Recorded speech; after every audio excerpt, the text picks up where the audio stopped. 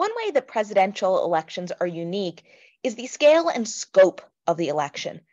President is the only office that everyone in the country votes for, right? Every single other position is voted for by the state or more locally, right? The whole state will vote for a senator, but only a congressional district will vote for your House member. The whole state will vote for governor, but only a specific district will vote for your state assembly members, right? So we can see that president is the only office that the entire country votes for. So it's the only office where you run in the entire country, right? A president has to appeal to people in every state. At most, a governor or senator has to appeal to just people in a single state. So this means these campaigns are just way bigger. And this national scale means that there's going to be a lot of attention paid to these elections.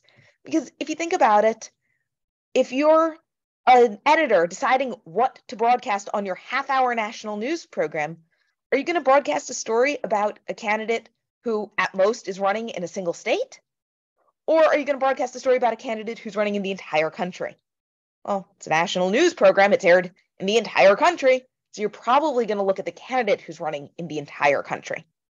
So this means that we just see a lot more attention paid to presidential elections. Not to mention, because it is the president and considered the highest office in the land, we do think it's an important one to vote in. So we tend to pay more attention to it for that reason too, right? The scale and scope of the campaign, but also of the office. And campaigns seem to last forever. In fact, right now as I'm filming this, it's April of 2023. So our next presidential election will be held in November of 2024.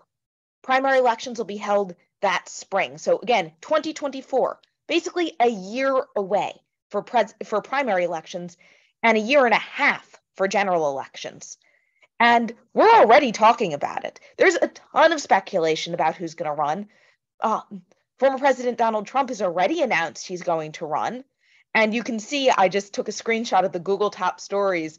I literally just Googled 2024 presidential election, and these hits all came up, right? We're already seeing Virginia's Youngkin has paused a possible campaign. It's 2023, and he was already campaigning and pausing it. There's all sorts of speculation over whether Biden will run again or not, over whether DeSantis should run or not, right? So we can see all this sort of discussion, and it's well over a year before we will actually elect the president.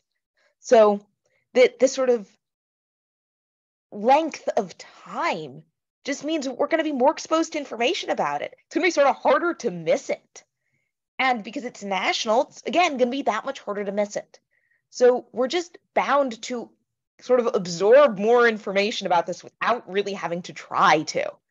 So because of that, and because of the perceived importance of the office, the scale and scope means that we are very likely to pay attention to presidential elections, even when we may not pay attention to elections for lower offices.